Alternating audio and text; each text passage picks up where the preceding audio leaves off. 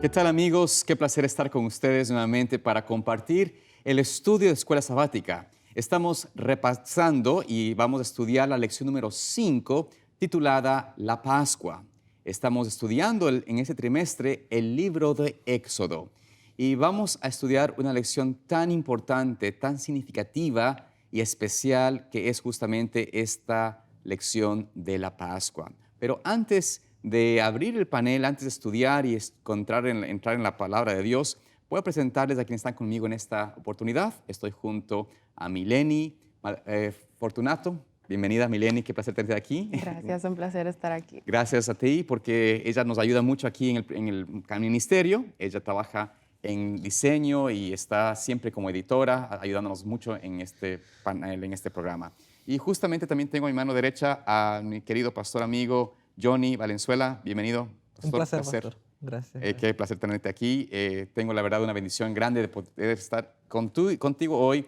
Y vamos a estudiar esta lección tan importante, pero antes voy a pedir a Johnny que nos dirija en oración para que Dios nos dirija, y luego también voy a pedirle a mi querida amiga Mileni que nos pueda leer el versículo de memoria de esta lección, que es Éxodo 12, versículos 26 y 27. Así que, Johnny, si nos diriges en oración. Vamos a orar. Bondadoso y eterno Padre, Señor nuestro, gracias te damos por la oportunidad que nos das nuevamente, Señor, de un nuevo día, pero también, Señor, por la oportunidad que nos das de estudiar tu palabra. Padre Celestial, queremos suplicarte ante todo el perdón de nuestros pecados, para que podamos, Señor, así recibir tu Santo Espíritu, para que podamos, Señor, ser dignos de tu presencia y podamos sobre todas las cosas, Señor, recibir de tu mano las poderosas enseñanzas que traes hoy para nosotros. Por favor, Señor, bendícenos en el estudio de tu palabra y bendice a cada familia, a cada amigo que nos está viendo, Señor, en este día, y que podamos juntos, Señor, seguir creciendo para tu honra y tu gloria. En el nombre de Jesús, amén. Amén. Amén. Okay, el versículo para memorizar de esta lección se encuentra en Éxodo 12, 26 y 27. Y dice, y cuando sus hijos les pregunten, ¿qué significa este rito? Responderán, es la víctima de la Pascua en honor del Señor, que pasó por alto las casas de los israelitas en Egipto, cuando hirió a los egipcios y libró nuestras casas. Amén. Qué interesante este pasaje que nos presenta en realidad lo que vamos a estudiar en esta semana, y es la Pascua, esa palabra hebrea pasaj, que significa pasar por encima o cubrir.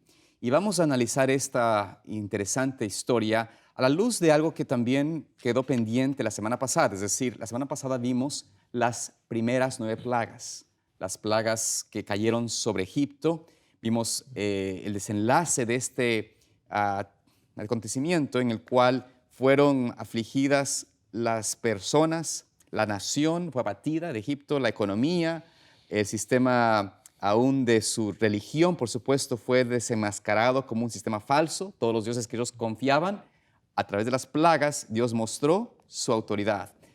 Pero a pesar de todas esas 9 plagas, el faraón decidió ponerse en obstáculo contra Dios, mantenerse obstinado en terquedad contra esa demostración del poder de Dios, y decidió justamente él allí en esta experiencia no dejar al pueblo de Israel ir. Y Dios entonces hace alusión a una última y 10ª plaga que caería, una plaga que vamos a analizar. Y esta plaga terrible que traería, antes de que venga esa última plaga, habría Dios también de instituir una celebración especial, porque esta plaga sería la oportunidad que Dios daría al pueblo de salir de Egipto. Y en esta última advertencia o esta última plaga, también Dios iba a traer esta oportunidad de poder redimir al que creyese en Dios. No importa si era judío o si era egipcio. Los que creían en el Dios de los cielos, que habían visto la evidencia de las 9 plagas y estaban dispuestos a escuchar la advertencia de unirse en esta celebración de la Pascua, también podrían salvar la vida de sus propios primogénitos. Por esto vamos nosotros a ver esta interesante lección, y vamos a comenzar en el capítulo 11 Voy a pedir a mi querida Mileni que pueda leernos allí el capítulo 11 de Éxodo, versículos 1 al 10. Vamos a ver cómo el Señor envía esta advertencia sobre esta última y más terrible plaga que haría posible la liberación del pueblo de Israel. Ok, dice Éxodo 11 del 1 al 10. Jehová dijo a Moisés, una plaga traeré aún sobre Faraón y sobre Egipto, después de la cual os dejará ir de aquí y seguramente os echará de aquí del todo. Habla ahora al pueblo y que cada uno pida a su vecino y cada una a su vecina alhajas de plata y de oro. Y Jehová dio gracia al pueblo en los ojos de los egipcios. También Moisés era tenido por gran varón en la tierra de Egipto, a los ojos de los siervos de Faraón y a los ojos del pueblo. Dijo pues Moisés, Jehová ha dicho así, a la medianoche yo saldré por en medio de Egipto, y morirá todo primogénito en tierra de Egipto, desde el primogénito de Faraón, que se sienta en su trono, hasta el primogénito de la sierva que está tras el molino, y todo primogénito de las bestias. Y habrá gran clamor por toda la tierra de Egipto, cual nunca hubo ni jamás habrá. Pero contra todos los hijos de Israel, desde el hombre hasta la bestia, ni un perro moverá su lengua, para que sepáis que Jehová hace diferencia entre los egipcios y los israelitas. Y descenderán a mí todos estos tus siervos, e inclinados delante de mí dirán, vete tú y todo el pueblo que está debajo de ti, y después de esto yo saldré. Y salió muy enojado de la presencia de Faraón. Y Jehová dijo a Moisés, Faraón no os oirá, para que mis maravillas se multipliquen en la tierra de Egipto. Y Moisés y Aarón hicieron todos estos prodigios delante de Faraón, pues Jehová había endurecido el corazón de Faraón y no envió a los hijos de Israel fuera de su país. Amén. Gracias, Mileni, por esta interesante descripción de este pasaje. Estos 10 versículos presentan primero una forma de Dios de anunciar lo que traería esta última gran plaga. Nos dice así la palabra de Dios que la plaga, ¿cuál era el contenido de esa plaga? ¿Cuál era esa terrible plaga que haría que Faraón y todos los que estaban allí en Egipto les rogasen que se vayan? Antes de esta plaga, Faraón había dicho que no, 9 veces había dicho no se van a ir. No puedes soltarlos. Es más, a veces decía sí y luego cambiaba de mente. Pero en esta última plaga Dios dice, esta será la última. ¿Qué plaga es esta, Johnny? Más bien es una advertencia en el versículo 11, ¿no? Es anunciada, y usted lo mencionaba, y la palabra de Dios dice en Ageo, su capítulo 3, versículo 7, nada hace Dios, dice, sin anunciarlo a sus siervos los profetas. Esto nos revela a nosotros que tanto hacia el pueblo de Dios como hacia el mundo en general, Dios anuncia y advierte, ¿no?, las consecuencias de no estar alineados a su voluntad, a sus mandamientos.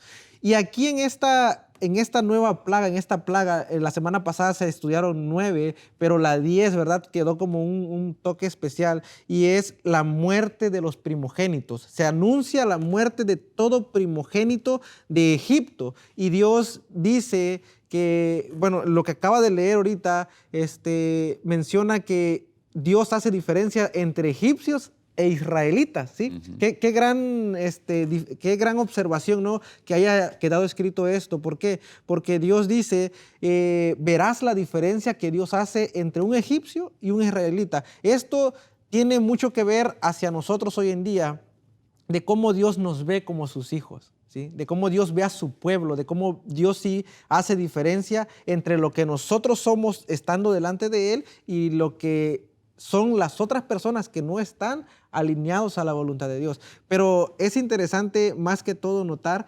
que Dios para mi perspectiva, muchos podrán decir, y esto viene a alusión, como el anuncio de que Dios va a destruir, que va a traer muerte, coincide con un Dios de amor, ¿no? Uh-huh. Es algo sorprendente, algo que viene a la mente, que dice, oye, ¿cómo es posible que un Dios de amor pueda anunciarte que va a matar a tu hijo? Bueno, es una interesante pregunta, pero en realidad esta última plaga no era una plaga de capricho de Dios, no era una plaga que Dios la dijo, bueno, me cansé de que esta gente sea terca, voy a darles algo más duro. Realmente era una secuencia. Dios no hubiese querido traer nada sobre Egipto, pero por el amor a sus dioses falsos, por la idolatría, por su terquedad y por su abuso hacia el pueblo de Dios, es que el Señor trajo una advertencia tras otra y cada vez era más severa, pero el deseo de Dios era que se den cuenta y recapaciten. Pero cuando vemos cómo el corazón se endurece al amor de Dios, a la invitación de Dios, a la advertencia de Dios, notamos el paulatino desarrollo y llega un punto en que no hay nada que hace cambiar de mente a la persona que está contra Dios. Entonces, yo creo que hay que comprender de que el Señor no es arbitrario cuando toma una decisión. Sus juicios son a veces juicios en misericordia.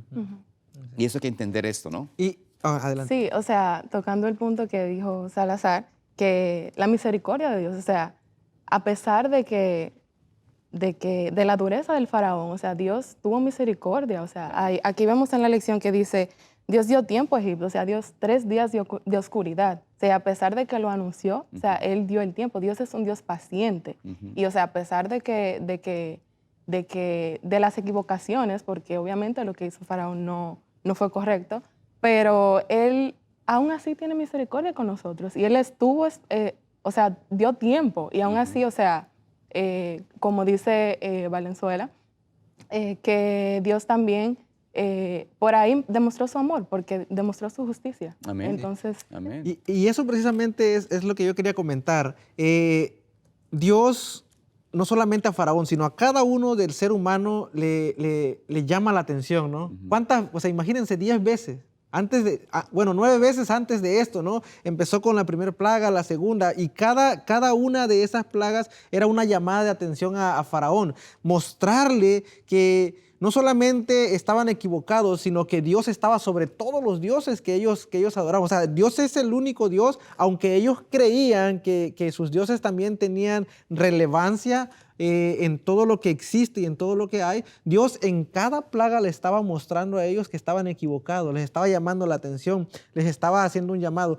Pero, y esto es cierto, ¿no? En lugar a veces de nosotros tener la percepción de decir, a lo mejor Dios me está llamando, a lo mejor Dios me está queriendo mostrar que estoy equivocado, que estoy mal, a veces endurecemos el corazón como lo hizo Faraón. Correcto. ¿Sí? Por nuestra necedad, por nuestra forma de pensar y de creer. A veces estamos tan mal que ni cuando estamos mal reconocemos. O sea, sabemos que estamos mal, pero ni así lo queremos reconocer, ¿no? ¿Por qué? Porque nuestro corazón está duro. No queremos ver más allá.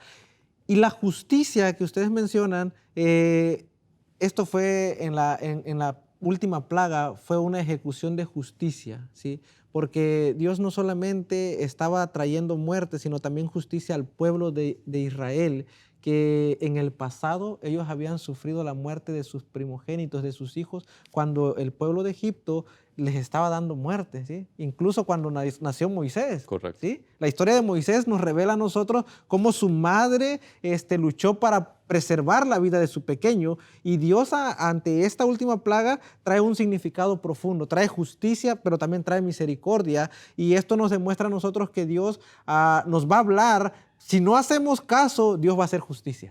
Sí. Si no prestamos atención. Algo interesante que también leíste, Mileni, y mencionaba allí justamente al inicio de la primera parte, el versículo, donde dice el versículo 2 y 3. Este es un cumplimiento de la profecía que el Señor le había dado a Abraham cuando habló de que irían a una tierra ajena y serían esclavos allí. Si vamos al capítulo 15 de Génesis, no 15, perdón, el capítulo, no sé, creo que es 15, lo tenía ya apuntado acá. Si notamos en el capítulo 15 de Génesis, vemos en el versículo 16, el versículo 14, específicamente menciona allí lo que el Señor prometió a Abraham acerca de la descendencia que estaría allí en una tierra ajena por 400 años. Y dice el versículo 14, Génesis 15, 14. Mas también a la nación de la cual servirán, juzgaré yo, y después de esto saldrán con gran riqueza. Noten algo interesante, que el Señor no se olvida de esa promesa, y acuérdense que habían sido esclavos. Ahora, ¿un esclavo le pagan lo que es justo? No.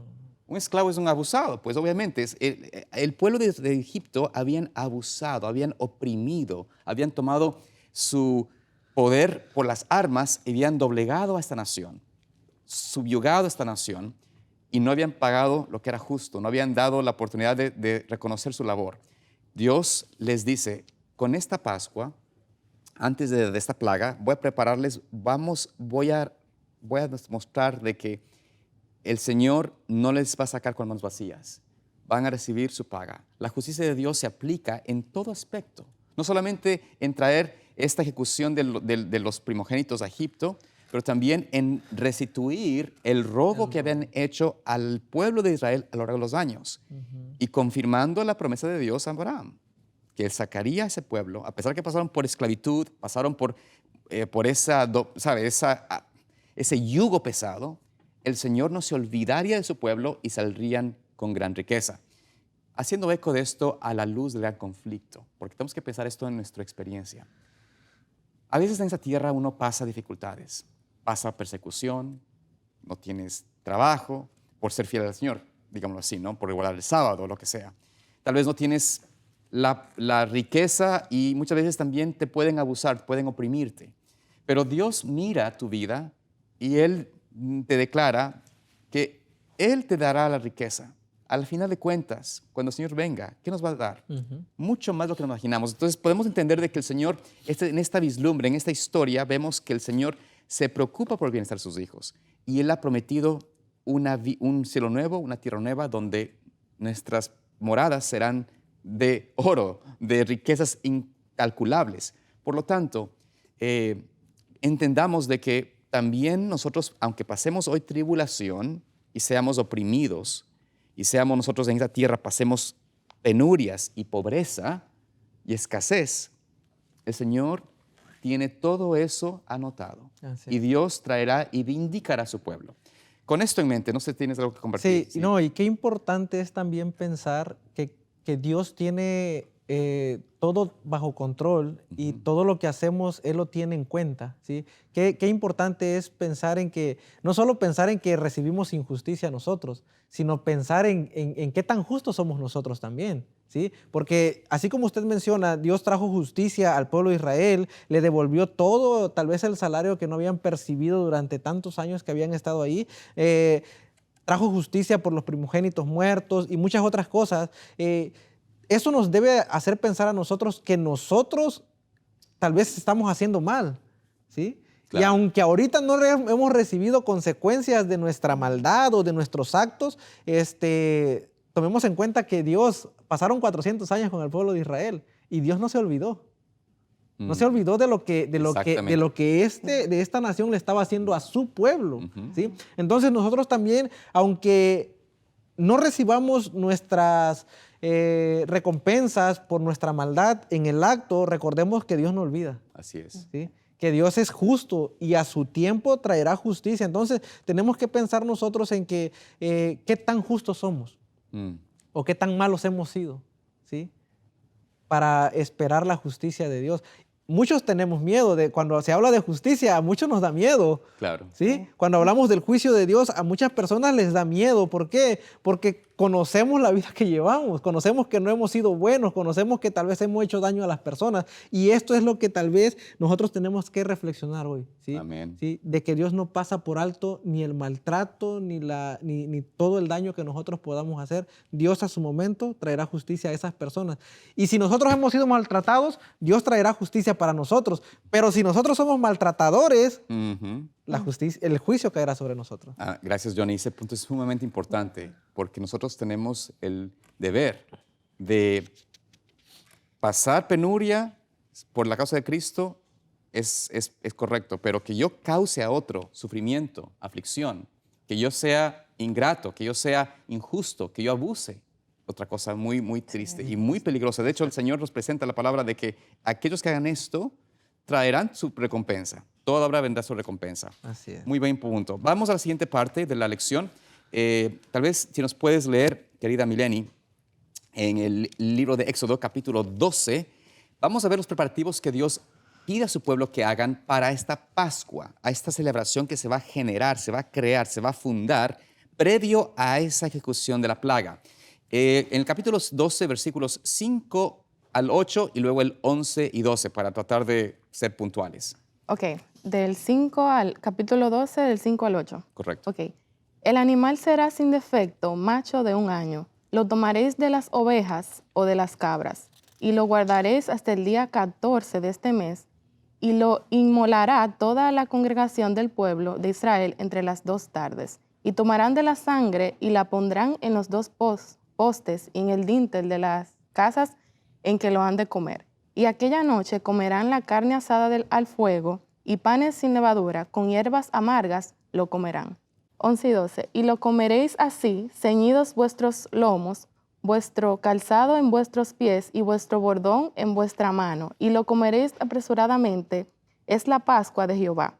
Pues yo pasaré aquella noche por la tierra de Egipto, y heriré a todo primogénito en la tierra de Egipto, así de los hombres como de las bestias, y ejecutaré mis juicios en todos los dioses de Egipto, yo Jehová. Amén.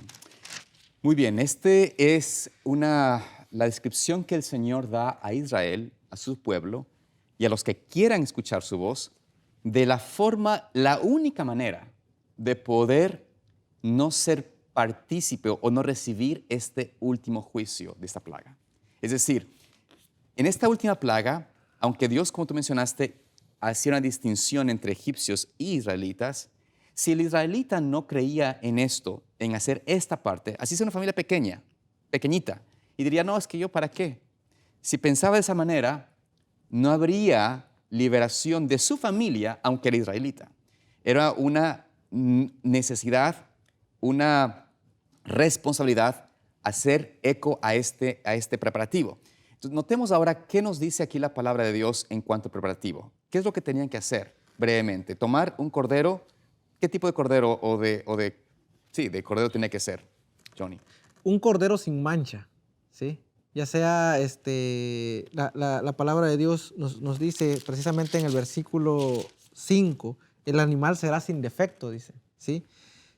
Macho de 1 año lo tomaréis de las ovejas o de las cabras, ¿sí? El cordero que se está pidiendo tenía que ser sin defecto. Es una alusión, ¿verdad?, a la perfección o al símbolo de nuestro Señor Jesucristo, que murió sin defecto también, ¿sí? Tenía que ser prácticamente perfecto. Muchas veces a nosotros ofrecemos sacrificios, ofrecemos algún regalo a personas, ¿verdad? Y no ofrecemos a veces lo mejor.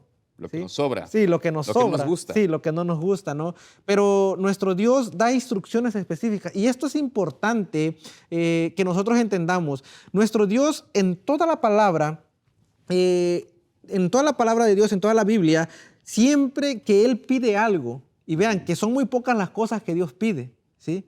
Pero siempre que Dios pide algo al ser humano, da instrucciones específicas de cómo se debe de hacer. Y en esta parte es importante entender de cómo nuestro Dios no solamente dice las características de lo que van a preparar, sino también menciona el procedimiento de cómo se debe de hacer. Y eso es importante para nosotros, porque no solamente es importante la ofrenda, porque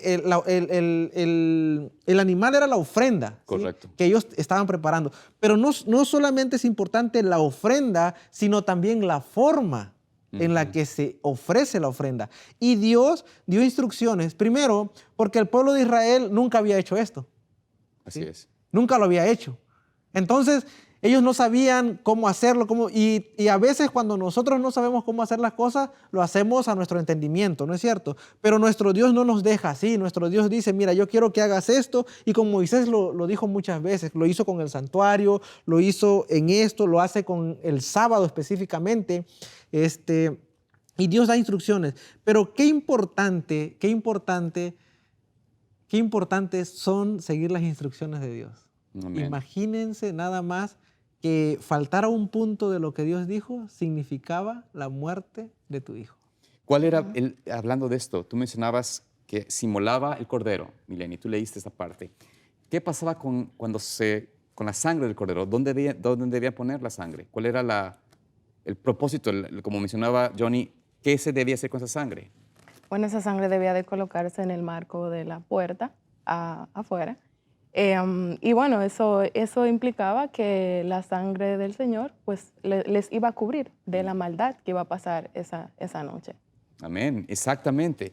Qué interesante, qué hermosa manera de Dios demostrar que el símbolo de la sangre, por supuesto era un símbolo, pero presentaba este aspecto de que el ser humano, si no estaba cubierto con esa sangre, si no había habido un sacrificio por esa familia, a pesar de que puedan creer en Dios y lo que sea, si no había una confianza y una fe en la sangre que cubría su familia, su casa, su vida, no podrían evitar la destrucción y la muerte en sus vidas. En su vida. El pecado es así. El pecado, si no estamos con Cristo cubiertos con su sangre, si no recibimos su perdón y de su justicia, el pecado nos llevará a la muerte y tendremos que pagar con nuestra vida nuestras transgresiones. Pero aquel que acepta a Cristo, que lo recibe en su vida, que está en esta experiencia de aceptar su sangre en su vida, podemos notar de que, al igual que en la historia, esta persona podrá tener la certeza de la redención y de la vida eterna porque alguien pagó su deuda y su vida. Y algo importante dentro de las instrucciones es que Dios dice, estén listos con sus zapatos, sosteniendo su bastón, ¿no? para salir. ¿Por qué? Porque ellos sabían que a la mañana siguiente ellos iban a ser liberados, Ujú. ¿sí? Pero ¿por qué no Dios dio la orden? No, pues preparen su equipaje, preparen todo lo que van a llevar, alisten todo, porque mañana temprano nos vamos de viaje hacia la tierra prometida. Dios no hizo eso. Dios dio instrucciones de hacer una celebración, que ahora se conoce como una fiesta, ¿no? Después era una de las fiestas que se celebraban cada año en el pueblo de Israel. Pero nuestro Dios les dice, antes de ser liberados, ustedes tienen que hacer esto. Sí, Sí. adorarle. Que incluso en la lección aquí, de hecho, lo comenta, Sí, ajá. que dice que, o sea, la atención se centra en adorar al Señor, quien iba a redimirlos. Todo lo demás vendría a su debido tiempo. Claro. Y me gustó ese punto que acaba de tocar, que en medio de todo eso, uno tal vez pensaría como, bueno, arregla tu equipaje, tantas personas van aquí, como ese tipo de organización. Claro. A lo mejor ellos lo estaban esperando y Dios lo que dice fue, no, adoren, que todo lo demás se va a añadir. Y me gustó mucho porque eso fue como un acto de fe. O sea, esa celebración antes fue como un acto de fe de que ellos sabían que iban a ser libertados, a pesar de que, oye, el faraón decía, sí, los voy a libertar y no pasaba nada, o Claro. decía que no. Y ellos aún así en esa última instancia decidieron tener esa fe y hacer todo lo que Dios le mandó para así poder ser libertados. Qué buen punto mencionas, Mileni, en el sentido de que es una experiencia de fe, un acto de fe. Confiar, tú mencionaste, tenían que vestirse, tenían que estar listos, tenían que adorar a Dios, pero también listos a la par de salir, confiando en una liberación que no estaba garantizada, humanamente hablando. Al contrario, estaban Sí. obligados a quedarse. Faraón le dijo a Moisés, mira, yo no quiero verte más. Pero, en cierto sentido, vemos que la fe de ellos tenía que ser en complemento a esa dirección que Dios les había dado. Tenían que ellos tener la certeza de que, ok, hoy sucederá esta liberación. Adoremos a Dios, hagamos nuestra parte, que Dios abrirá el camino. Y creo que es importante lo que tú mencionas de hacer esto como nuestra experiencia. Tenemos que tener una fe viva, una fe real, genuina, confiar de que el Señor está por liberarnos. Y si Dios nos pide que nos preparemos, como tú mencionaste, eso la de preparación, no es porque Él está esperando que prepararte para dejarte chasqueado. La preparación está en realidad en que Él quiere venir y redimirnos, pero está en nosotros escuchar su voz o no y estar dispuestos a verdaderamente adorar a nuestro Creador. Sí.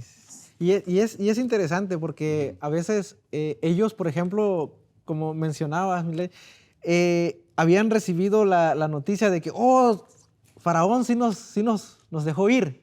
Y de repente decían, ¿saben qué? Siempre ya no. ¿Sí? Oh, que Faraón sí nos dejó ir y ¿saben qué? Siempre ya no. Lo recibieron varias veces, ¿no? Y al final ellos tal vez pudieron pensar, va a suceder lo mismo. ¿Sí? Mañana no va a pasar. Qué interesante alusión trae a nosotros pensar, ¿no? Hoy en día que muchas personas piensan que Jesús no va a venir. Mm. ¿Sí? Que porque ya se dieron fechas, que porque ya se dieron esto, que es un error, ¿no? Dar fechas. Pero el ser humano ha esperado tanto a Jesús, ¿sí? Que al final llegan a pensar, no va a suceder. Exacto. No va a venir, es un cuento, es una fábula, no va a suceder. Imagínense al pueblo de Israel 400 años, ¿sí? Nosotros una vida de, ¿cuánto? 80, 90 años, ¿sí? Ya cuando estamos en los 60, 70 años empezamos a decir, bueno, desde niño escuché que Jesús venía, pero no va a suceder. Lo que Dios desea es que nosotros estemos listos esperando el acontecimiento, ¿sí? ¿Y cómo tenemos que esperar ese acontecimiento? Adorándolo, sirviéndolo como lo estaban haciendo los israelitas en ese momento, aceptando de Dios la providencia divina. Y creo que es importante ese punto, recalcando este aspecto. Tenemos que no fijar nuestra atención ni nuestro afecto en lo temporal, Exacto. en los dioses de esta tierra. Miren, si leemos el versículo 12 del capítulo 12, de Éxodo 12, notan ustedes que aquí cuando el Señor dice, dice allí, pues yo pasaré aquella noche por la tierra de Egipto y heriré a todo primogénito en la tierra de Egipto, así de los hombres como de las bestias, y ejecutaré mis juicios en todos los dioses de Egipto. Yo Jehová. Es decir, Dios establece que aparte de liberarlos, va a demostrar y destruir todos esos dioses que ellos habían por tanto tiempo adorado. Y la cosa es que hay que pensar, bueno, hoy en día no nos arrodillamos ni adoramos dioses de plata ni de oro. Bueno, hay gente que hace eso, pero en líneas generales la gente actual no hace eso. Pero tenemos dioses como es el dinero, ¿no es cierto? La plata, el amor a la plata. ¿Quién no tiene amor a la plata hoy en día? Su dios es el dinero. Otros tienen dioses su educación, su preparación, ¿no? Su académica. Yo tengo un PhD, yo soy doctor en esto y aquello.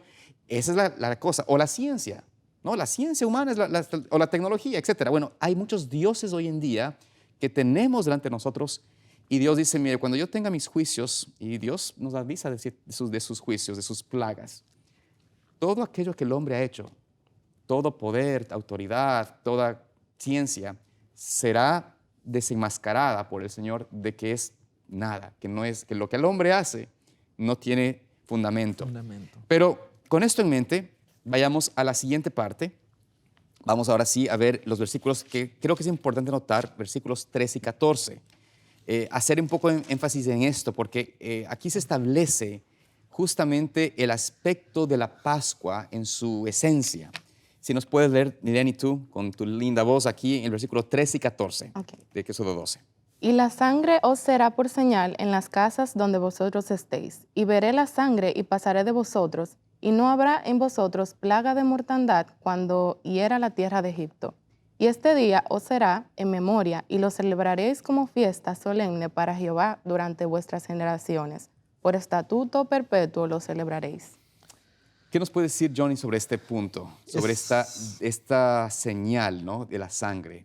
Esto es prácticamente, como usted lo mencionaba, la esencia, es el plan de salvación en su totalidad, ¿sí? Porque la sangre os será por señal, dice. Nuestro Dios dio instrucciones de poner la sangre como señal, ¿verdad? En el dintel de la casa, ¿sí? En el marco de la casa. Y dice ahí que Dios pasaría trayendo juicio, como lo dice el versículo, ¿verdad? 12. Es importante entender que cuando Dios pasara, dice, y mirara la puerta de su casa manchada con sangre, dice que Él pasaría por alto, que es precisamente la traducción, ¿verdad? Pesat, de la Pascua, pasar por alto.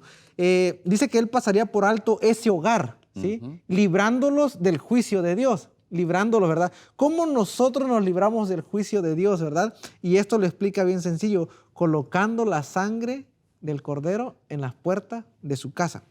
Ahora bien, es importante entender que Dios no estaba obligando a nadie a hacer esto, ¿sí? Lo estaban haciendo por fe, por voluntad propia. Estaban creyendo. O sea, tú puedes pensar algo que nunca ha sucedido, algo que nunca ha pasado, algo que nunca ellos han celebrado. Te dicen, mira, ¿sabes qué? Vas a tomar y vas a manchar la puerta de tu casa con sangre. La sangre era un símbolo de muerte. ¿Sí?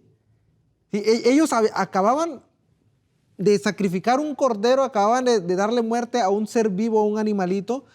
Pero ¿cómo es posible que la muerte de un cordero pueda traer protección de la vida de un ser humano?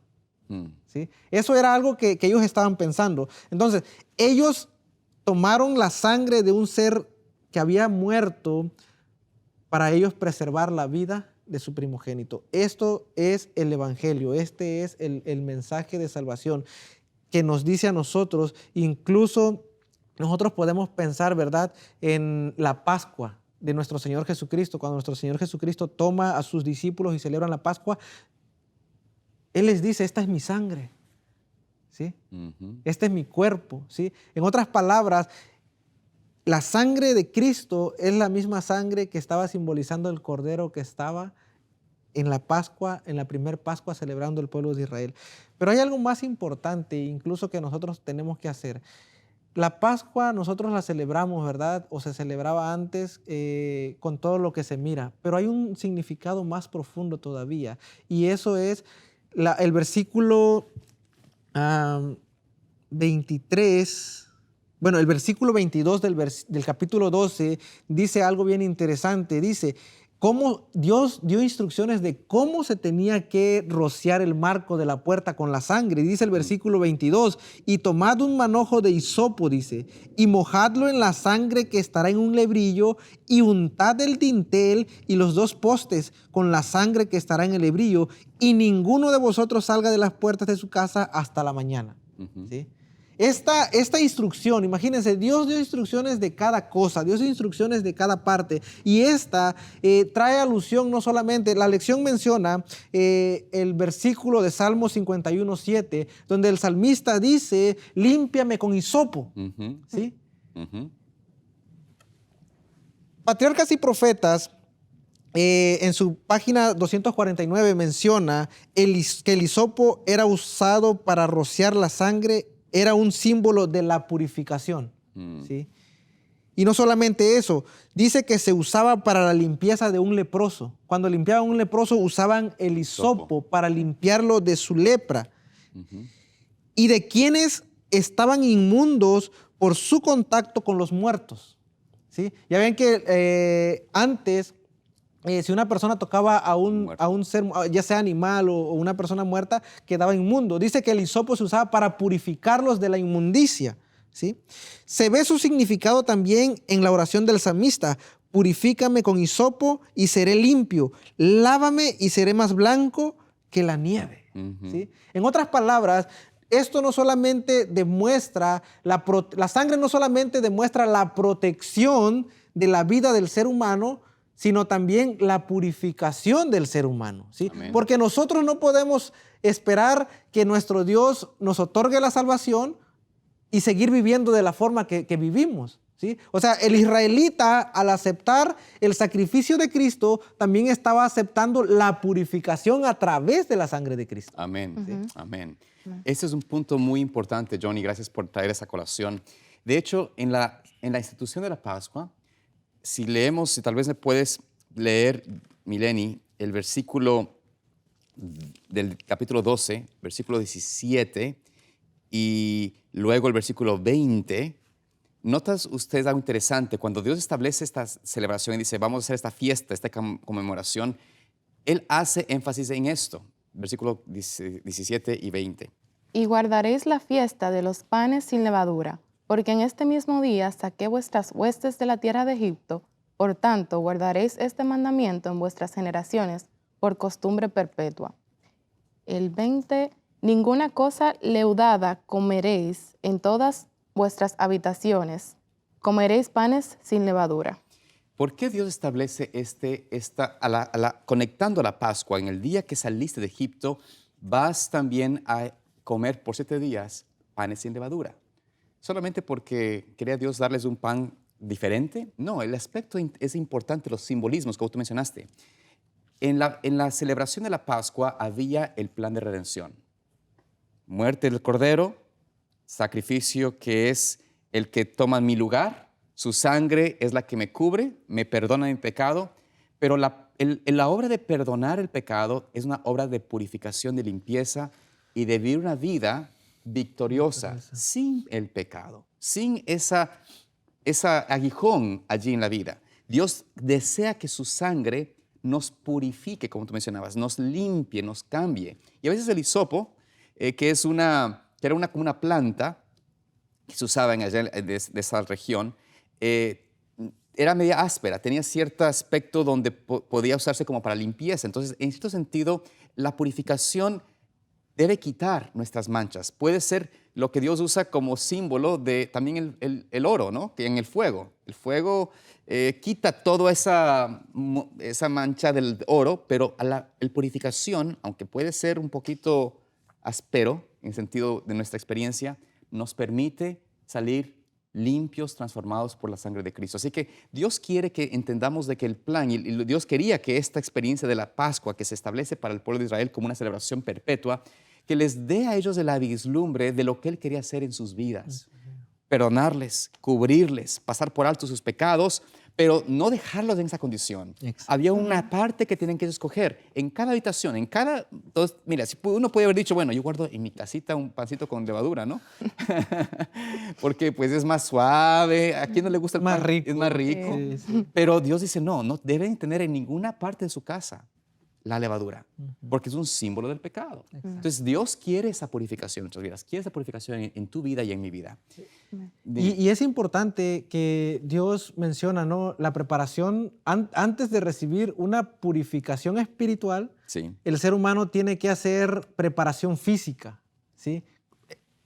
Estar dispuesto a que mi cuerpo se desintoxique del pecado, ¿sí? En otras palabras, Dios les dijo, ustedes comen pan con levadura, un símbolo del pecado. Ok, no lo van a hacer más, absténganse de la levadura. Y el apóstol Pablo hace énfasis a eso, ¿no? Que nos mantengamos sin levadura, dice, ¿sí? Porque ya no somos de esa misma, ¿cómo explicarlo? Ya no somos de las mismas levaduras, no, ahora somos diferentes, ahora ya no podemos seguir pecando porque ya hemos aceptado a Cristo. En otras palabras, nosotros tenemos que estar dispuestos a abstenernos de pecar para poder aceptar el sacrificio de Cristo. Porque qué fácil sería, ¿no? La sangre de Cristo me protege, me perdona, me limpia, me purifica y yo no tengo que hacer nada. Y me quedo como estoy. Y me quedo como estoy. ¿Cómo es esa limpieza? Sí. Es absurda. Exactamente. O sea, estamos haciendo a Dios un mentiroso porque estaríamos haciéndole el cómplice de todo pecador. Y cualquiera que está, digámoslo así, en una condición de rebelión al Señor, en pecado, en realidad no está mejor que mí, no está peor que yo. Estaría yo igual. Igual, Entonces no podemos hacerlo al Señor así. Tenemos que entender de que Dios quiere, y trató de explicar esto al pueblo de Israel. Ahora bien, hace la lección en el día miércoles, tal vez nos puedes tú leer allí, Mileni, el libro de Éxodo 12, 24 al 28. Este es un punto importante que se plantea aquí en la celebración porque es una lección que se debe dar a las generaciones que siguen. Léenos, por favor, allí, Éxodo 12, 24 al 28. Guardaréis esto por estatuto para vosotros y para vuestros hijos para siempre. Y cuando entréis en la tierra que Jehová os dará, como prometió, guardaréis este rito. Y cuando os dijeren vuestros hijos, ¿qué es este rito vuestro? Vosotros responderéis, es la víctima de la Pascua de Jehová, el cual pasó por encima de las casas de los hijos de Israel en Egipto, cuando hirió a los egipcios y libró nuestras casas. Entonces el pueblo se inclinó y adoró. Y los hijos de Israel fueron e hicieron puntualmente así, como Jehová había mandado a Moisés y a Aarón. Amén. ¿Qué nos dice esto acerca de lo que el Señor quiso instituir a través de este rito, de esta celebración de la Pascua? Bueno, contarle a otros, o sea, de lo que Dios hizo en la vida y poder, como así dice el título, pasar la antorcha, o sea, de generación en generación, ya sea contar como si fuera una experiencia propia para que uno también sea bendecido contándolo y también que ellos sean bendecidos como si ellos estuvieran viviendo eso igual, para que así puedan seguir contando a otros sobre esa experiencia. Imagínate, no sé si te ha pasado a ti, Mileni, esto. Tengo el privilegio de conocer a tus padres, bellas personas de paso, pero seguramente tú conoces y te han contado de sus propias vidas, ¿no es cierto? Y seguramente tú has tenido la experiencia de escuchar de ellos cómo ellos crecieron o conocieron al Señor, cómo su experiencia les dio esa fe en el Señor. Y cuando Dios te cuenta sus historias, su experiencia, ¿qué hace en ti esa experiencia? ¿Qué hace en ti esa historia? No, o sea, uno siente admiración y también uno se siente más conectado y como al mismo tiempo como se siente bien, se siente bien, se siente como también transformador porque uno se da cuenta como, wow, o sea, este trayecto que ellos han vivido y me han contado Claro. y sus enseñanzas, porque al mismo tiempo ellos cuentan sus enseñanzas, o sea, que han aprendido de Claro. todo eso que ellos han vivido. So, Y en ti también sentido, por supuesto. Aparte de eso, también tú eres el fruto de esa experiencia. O sea, tú mismo has pasado por esa experiencia en cierto sentido. Es decir, los valores que te dieron, Sí. el afecto, el amor, la fe, que como tú mencionabas, la experiencia de ellos se convierte en cierto sentido tu experiencia. Y es lo que Dios quería hacer con esto, ¿no? Yo también puedo pensar en la manera como mis padres, mi madre de manera especial, hablaba de la fe que tenía ella en el Señor. Y esa experiencia, aunque no viví ese mismo momento, tal vez era muy niño, pero esa fe de ella me fortalece en mí. Y cuando yo estoy pasando por tribulación, un problema, uno puede ir a un padre y decir, papá o mamá, ¿no? Estoy pasando por esto. Ellos te van a decir, mijita, tranquila, confía en el Señor.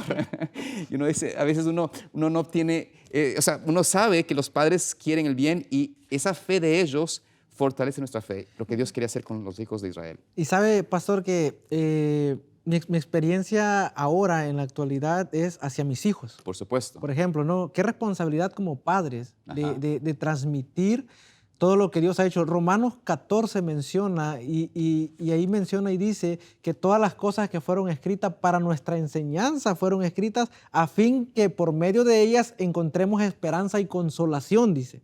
¿Sí? ¿Por qué esperanza? Porque todo lo que en la palabra de Dios está escrito no es solamente un pedir y pedir de Dios, sino es mostrarnos lo que Dios está preparando para nosotros. Lo que ha hecho en el pasado pueda traer esperanza a nosotros de, a pesar de que la vida que estamos viviendo, tenemos un futuro esplendoroso, un futuro bueno. Y saben, en mi experiencia como padre hacia mi hijo, mi niño, el mayor, tiene 10 años y yo a veces pienso y digo, bueno, yo salgo a dar semanas de evangelismo y en las semanas de evangelismo yo cuento mi experiencia de cómo Dios alcanzó mi vida, cómo Dios me transformó, ¿no? Y yo pienso a veces que mi hijo no me escucha, pero mi niño de 10 años, yo predico y cuento mi testimonio y mi niño le dice a mi esposa, dice, mamá, mi papá era bien malo. Sí, wow, mi papá hacía todo eso. Claro. Y mi niño dice, pero ¿cómo te pudiste casar con mi papá? O sea, mi niño en su experiencia, pero ahora él percibe y dice, wow, Dios lo transformó de esta manera, ¿no? O sea, qué vislumbre, ¿no, pastor? De que tu hijo pueda ver de dónde te sacó Dios, hasta dónde te ha llevado, hasta dónde te ha traído, ¿no? Y tú puedes pensar ahora y decir, con nuestra vida, con nuestro testimonio, tú le tienes que decir a tu hijo que Dios es un Dios vivo, un Dios que transforma, un Dios que existe, un Dios que está. Y ahora mis hijos, ellos en su corta edad, ahora ellos piensan en que Dios puede hacer las cosas. Amén. Amén. Ellos no dudan de que Dios tiene poder de hacer las cosas. Mi niña, ella ora por una maestra que tiene cáncer. Qué bendición. ¿Sí? Y ella cree que Dios la puede sanar. ¿Sí? ¿Por qué? Porque ellos han visto lo que Dios ha hecho en nuestras vidas. ¿Sí? Amén. Es eso lo que Dios quiere. Dios manda a su pueblo, manda a nosotros como hijos de Dios a transmitir lo que Dios hace en nuestra vida, a transmitir lo que Dios hizo. Qué maravillosa historia la liberación del pueblo de Israel. Qué maravillosa historia la Pascua, ¿no? De que tuvieron que celebrar antes de salir. Imagínense. ¿Sí? Antes de que algo sea hecho, tienen que celebrar porque no dudan de la providencia divina. Amén. Amén. Gracias por esta interesante y aplicada lección. Nos falta una última parte, que es quizás la parte donde al principio mencionaste tú, Johnny, la parte donde a veces no nos agrada porque es donde el Señor tiene que meter un juicio. Y tal vez si nos puedes leer, Mileni, versículos 17 al 23 del capítulo 12. Perdón, el versículo 29 y 30, quise decir, del capítulo 12. Ok, 29 y 30. Y aconteció que a la medianoche Jehová hirió a todo primogénito en la tierra de Egipto, desde el primogénito de Faraón que se sentaba sobre su trono, hasta el primogénito del cautivo que estaba en la cárcel, y todo primogénito de los animales. Y se levantó aquella noche Faraón, él y todos sus siervos y todos los egipcios, y hubo un gran clamor en Egipto, porque no había casa donde no hubiese un muerto. Qué tremenda ejecución de una plaga donde tristemente por la terquedad, la rebelión, por la oposición a la dirigencia de Dios, a la adoración a Dios, se establece la muerte de los primogénitos, de todos, aún de las bestias de los egipcios y de todo aquel que no creyó. ¿Por qué es importante no olvidar de este aspecto a la luz de la Pascua? La Pascua es la celebración, salieron de Egipto, pero ¿por qué es importante recordar, y tenían que los israelitas recordar este aspecto del juicio de Dios donde dio muerte a los primogénitos? ¿Qué podemos sacar al respecto? Bueno, primero, como usted mencionaba, Dios traería juicio sobre los dioses de los egipcios, ¿no? Lo que se leyó en el versículo 13 del capítulo 12. Esto demuestra, ¿no? Primero porque ellos creían en dioses de la fertilidad, ¿sí?